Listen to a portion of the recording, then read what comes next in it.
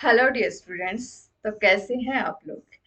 अपन start करते हैं आज अपना न्यू टॉपिक बायोमोलिक्यूल। बायोमोलिक्यूल आपका ऐसा टॉपिक है जिसमें आपको अंडरस्टैंडिंग के साथ साथ कॉन्सेप्ट भी चाहिए। आप दोनों चीजें साथ लेके चलेंगे तो आपको ये टॉपिक अच्छे से समझ में आएगा। बहुत ही सिंपल टॉपिक है। तो अब अपन स्टार्ट करते हैं अपना टॉपिक। इसमें क्या है, सबसे पहले अपन देखते हैं कि अपने अर्थ में जो एलिमेंट पाए जाते हैं वो सेम एलिमेंट ही अपने प्लांट बॉडी या लिविंग टिश्यू या एनिमल टिश्यू, अपन जो भी बोले, सेम पाए जाते हैं। सेम क्यों होते हैं बच्चे?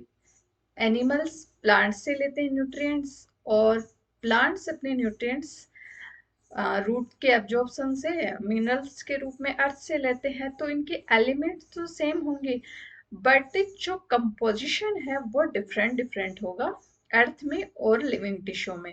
तो अपन इसका एनालिसिस करते हैं।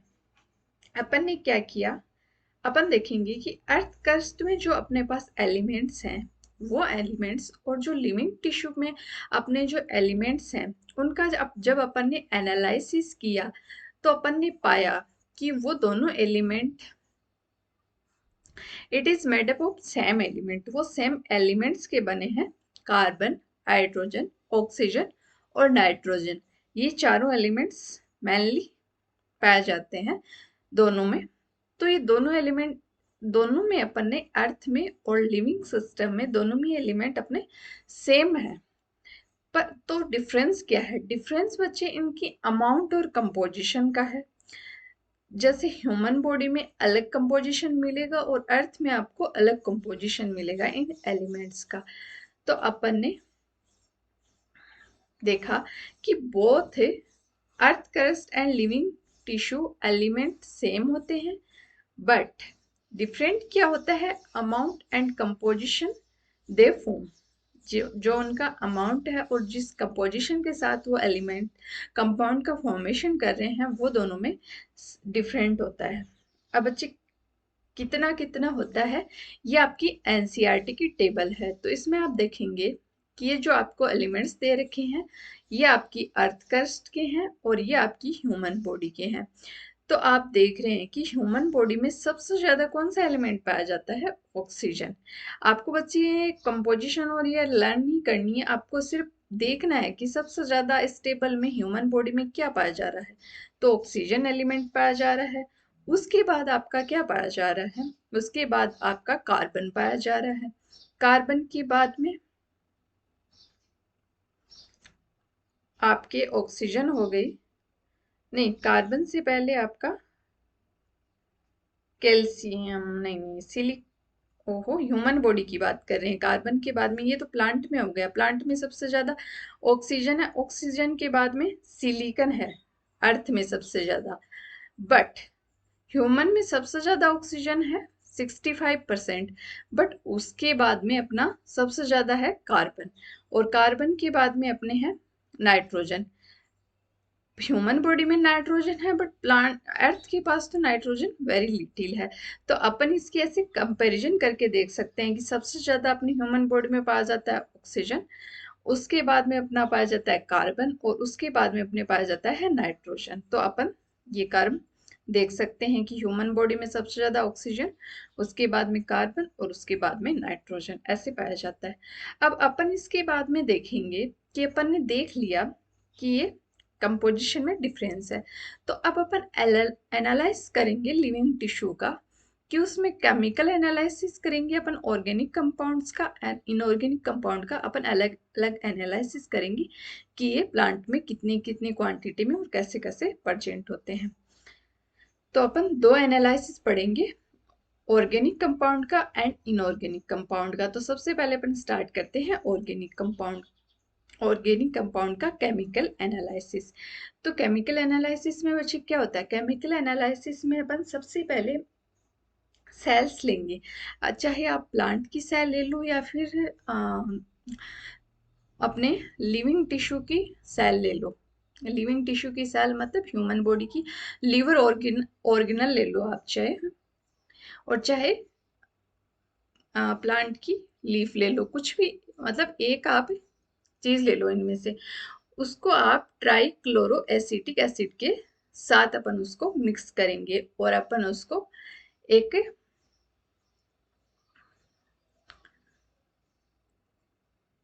पीस लेंगे, अपन उसको एक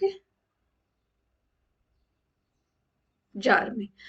उसके बाद अपन देखो थिक सैलरी बना लेंगे उसको, स्टेन थ्रू चीज क्लॉथ एंड फाइन कॉटन। फिर अपन जो अपन ने पेस्ट बनाया है उसका, उसमें पेस्ट में अपन ने क्या क्या लिया है, पेस्ट में अपन ने लिविंग टिश्यू लिया है और ट्राई क्लोरो एसिटिक एसिड लिया है। इन दोनों का अपन ने पेस्ट बनाया। फिर अपन पेस्ट को उसमें एक कपड़े से एक बर्तन में छान लेंगे बच्चे।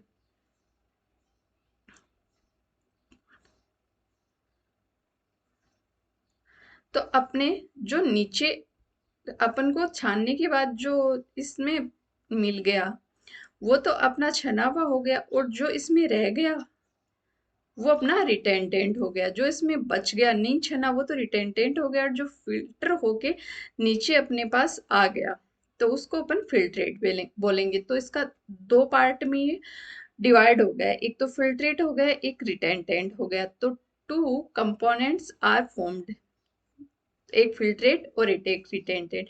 फिल्ट्रेट होता है वो आपका एसिड सोल्यूबल पूल होता है, अपन उसको बोलते हैं। इसमें माइक्रोमोलिक्यूल्स होते हैं।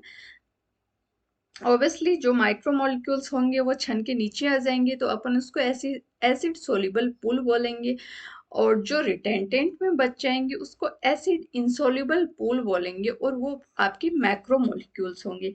तो अपन ने क्या किया, अपन ने एक लिविंग टिश्यू लिया, उसको अपन ने ट्राई क्लोरो एसिटिक एसिड के साथ में पीस लिया। पीस के जो अपना पेस्ट बना उसको अपन ने छाना कॉटन के द्वारा या फिर आपका चीज क्लॉथ के द्वारा। तो वो जो छानने के बाद में जो आपका नीचे आ गया वो तो हो गया आपका फिल्ट्रेट, वो तो आपका है एसिड सोल्यूबल पूल, या उसमें है आपके माइक्रोमोलिक्यूल्स। पर जो आपका ऊपर बच गया, जो पार्ट आपका नहीं छना, वो आपका रिटेंटेंट या फिर एसिड अनसोल्यूबल पूल या फिर मैक्रोमोलिक्यूल्स। तो अपन इसको दो में डिवाइड हो गया, बायोमोलिक्यूल, माइक्रोमोलिक्यूल और मैक्रोमोलिक्यूल। माइक्रोमोलिक्यूल आपका एसिड सोल्यूबल जो आपका नीचे आ गया था, और जो एसिड इंसोल्यूबल है वो आपका मैक्रोमोलिक्यूल्स है। तो माइक्रो मॉलिक्यूल एसिड सोल्यूबल, अपन इसको शॉर्ट में बोलेंगे एएस,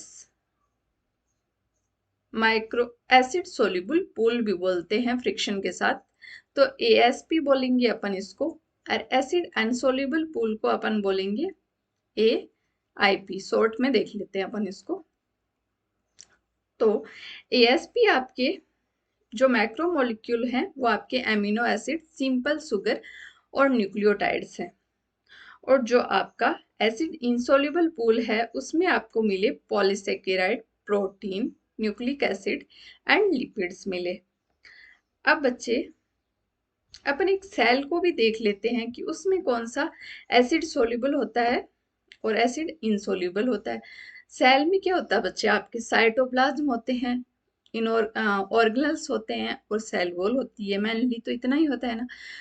तो आपका जो ऑर्गेनल्स हैं बच्चे, आप देख रहे हैं ये हाँ, इनकी मेम्ब्रेन होती है इनके पास में। तो ये है आपका एसिड इंसोल्यूबल पूल। और जो आपका साइटोप्लाज्म है, साइटोप्लाज्म में आपके दो तरह के पार्ट हो जाएंगे। साइटोप्लाज्म में आपके प्रोटीन भी प्रेजेंट है, स्टार्च भी प्रेजेंट है। तो ये तो आपका हो गया पॉलीमेरिक। तो पॉलीमेरिक तो आपका हो जाएगा मैक्रोमोलिक्यूल्स, तो वो तो हो जाएंगे एसिड इंसोल्यूबल पूल हो जाएगा आपका। पर जो सुगर और आयंस हैं आपके, वो आपके पॉलीमेरिक नहीं है, तो वो आपका एसिड सोल्यूबल पूल हो जाएगा। इसी तरह आपका सेल वॉल है, सेल वॉल में क्या प्रेजेंट होता है, सेलुलोज। सेलुलोज आपका पॉलीमेरिक है, तो पॉलीमेरिक आपका एसिड इंसोल्यूबल पूल में आ जाएगा। अब अपन एसिड सोल्यूबल पूल और इंसोल्यूबल पूल को भी थोड़ा समझ लेते हैं। तो आपके थ्री पॉलीमर्स हैं, आपके protein, polysaccharide and nucleic acid. वो तो आपके पॉलीमर्स हैं, तो एसिड इनसॉल्युबल पूल में आ गए।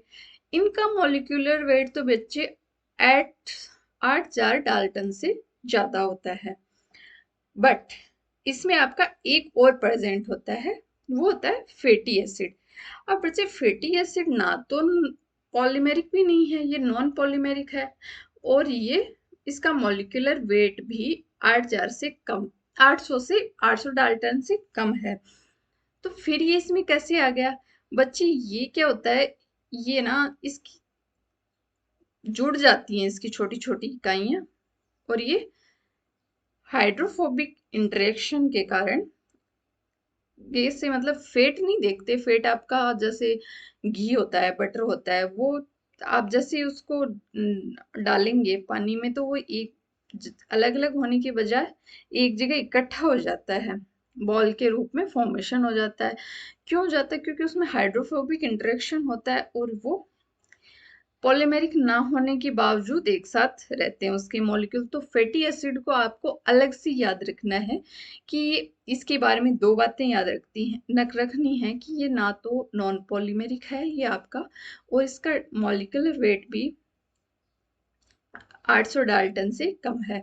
उसके बावजूद ये एसिड इंसॉल्युबल पूल में अपन इसको रखते हैं, क्योंकि ये आपकी यूनिट के फॉर्म में पाया जाता है। अब आपकी एसिड एसिड सोल्यूबल पूल में क्या क्या पाए जाते हैं? शुगर पाया जाता है, आपका एमिनो एसिड पाए जाते हैं, और नाइट्रोजनस बेस पाए जाते हैं। इनका मॉलिक्यूलर वेट 800 डाल्टन से कम है।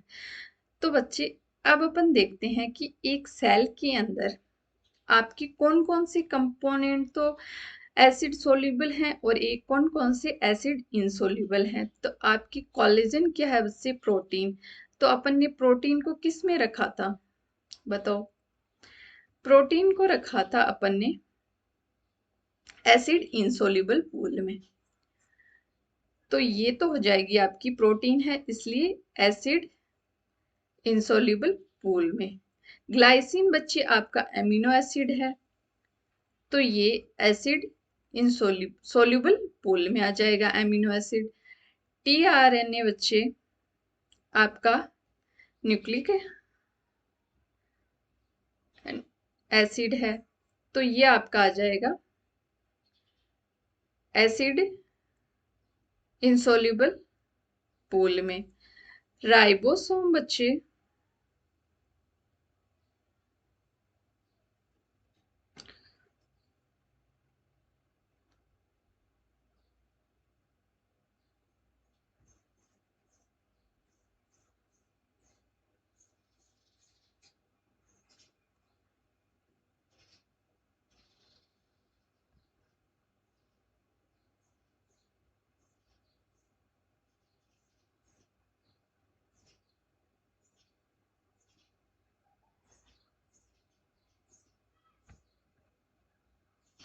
राइबोसोम बच्चे आपका हो जाएगा एसिड सोल्यूबल पूल में।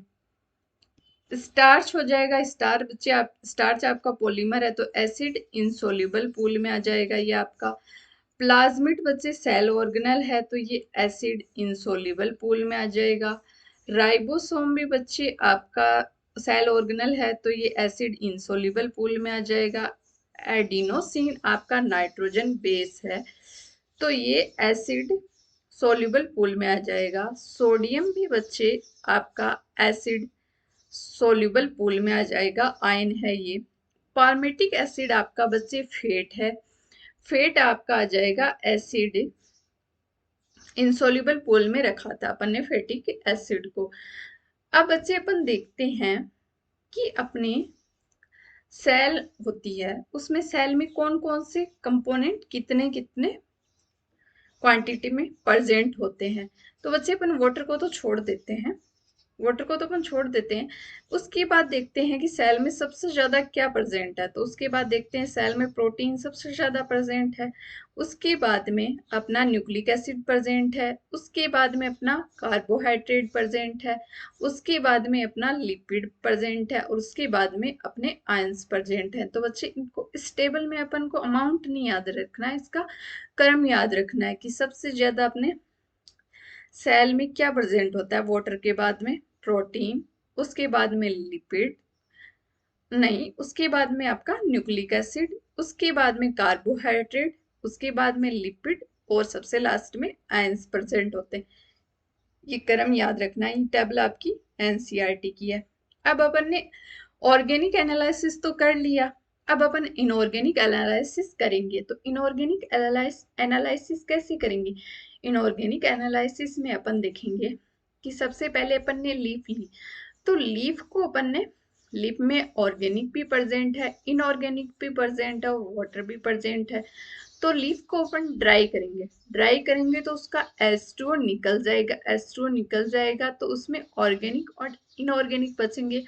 अब बच्चे अपन उसको क्या करेंगे, ऑक्सीडेशन करवाएंगे। उसका ऑक्सीडेशन कैसे करवाएंगे? ऑक्सीडेशन करवाएंगे उसका कंबशन करवा के, कंबशन करवाएंगे तो उसका ऑर्गेनिक मैटर तो उड़ जाएगा। ऑर्गेनिक मैटर किस रूप में उड़ेगा? CO2 एंड H2O के रूप में। तो अपने पास बचा इनऑर्गेनिक, बचा एसवेट के रूप में। उसमें क्या आपके सल्फेट और फॉस्फेट बचे हैं। तो अपन इनऑर्गेनिक एनालिसिस ऐसे करते हैं। देखो सबसे पहले अपन ने लीफ ली, लीफ में आपका फ्रेश वेट है, तो तीनों प्रेजेंट हो गई, ऑर्गेनिक, इनऑर्गेनिक एंड H2O। अब अपन ने उसको ड्राई किया, ड्राई किया तो H2O निकल गया, तो आपने H2O तो एनवायरमेंट में चला गया और ऑर्गेनिक एंड इनऑर्गेनिक बच गए। अब अपन इसका ऑक्सीडेशन करवाएंगे। ऑक्सीडेशन में क्या होगा? कंबशन से अपन ऑक्सीडेशन करवाएंगे तो उसमें जो ऑर्गेनिक होगा वो तो निकल जाएगा CO2 एंड H2O के रूप में। आपका जो एस वेट है वो बचेगा आपके पास। इनऑर्गेनिक एनालिसिस एस वेट के रूप में करते हैं अपन। तो ये इनऑर्गेनिक है, इसमें सल्फेट और फॉस्फेट प्रेजेंट है। तो ये अपने एनसीईआरटी के टेबल है, इसमें अपने दे रखे हैं कि कौन कौन से इनऑर्गेनिक कंपोनेंट्स प्रेजेंट होते हैं लिविंग टिश्यू में। आपका sodium, potassium, calcium, magnesium, water. और वाटर तो कैसे प्रेजेंट होगा आपसे, वाटर तो उड़ जाएगा ना। और ये फॉस्फेट और सल्फेट्स प्रेजेंट होते हैं। तो अब अपन देखेंगे बच्चे कि अपने प्राइमरी और सेकेंडरी मेटाबोलाइट्स के बारे में अपना नेक्स्ट टॉपिक है ये। तो मेटाबोलाइट्स क्या होते हैं अपने, सबसे पहले ये समझते हैं। मेटाबोलाइट्स बच्चे बहुत सारे होते हैं। ये कंपोनेंट पार्ट ऑफ सेल है, मतलब सेल का पार्ट है ये कंपाउंड्स मेटाबोलाइट्स, और can take part in chemical, और ये केमिकल रिएक्शन में काम में आते हैं अपने। तो अब मेटाबोलाइट्स तो देख लिए अपन ने, सेल में प्रेजेंट होते हैं और केमिकल रिएक्शन में काम आते हैं, वो अपने मेटाबोलाइट्स हैं। अब अपने दो टाइप के मेटाबोलाइट्स हैं, प्राइमरी और सेकेंडरी मेटाबोलाइट्स। अब प्राइमरी मेटाबोलाइट्स हैं वो आपकी हेल्प करते हैं फिजियोलॉजिकल फंक्शंस में, और ये बहुत very not very different in different type of cell, मतलब ये सब सेल में लगभग सेम सेम होते हैं, स्टार्च, ग्लूकोज, एमिनो एसिड जैसे। बट जो सेकेंडरी मेटाबोलाइट्स होते हैं वो डिफरेंट डिफरेंट में, अलग अलग प्लांट्स में, फंजाई में अलग अलग होते हैं। सम माइक्रोबियल प्लांट एंड फंजाई, कुछ केमिकल्स पाए जाते हैं। इनका रोल भी अपन को पता नहीं है कि सेकेंडरी मेटाबोलाइट्स क्यों बनते हैं। प्राइमरी मेटाबोलाइट्स का फंक्शन तो अपन को पता है, ये फिजियोलॉजिकल फंक्शन में अपने काम आते हैं। बट सेकेंडरी मेटाबोलाइट्स का इनका रोल अपन को पता नहीं है। दे दे मैनी हैव प्रोटेक्टिव फंक्शन, पर इनके कुछ फंक्शंस हैं, प्रोटेक्टिव फंक्शंस पाए जाते हैं जो इकोलॉजिकल इंपॉर्टेंस में काम आते हैं, और कुछ इकोनॉमिक इम्पोर्टेंस भी है हमारे लिए इनका, कुछ का इकोनॉमिक इम्पोर्टेंस भी है। तो एनसीईआरटी ने अपन को सेकेंडरी मेटाबोलाइट्स की टेबल दे रखी है। ये बच्चे टेबल अपन को ऐसे कैसे लाइन करनी है, इसमें कई बार क्वेश्चंस आ जाते हैं अपने। तो पिगमेंट्स अपने कौन कौन से हैं?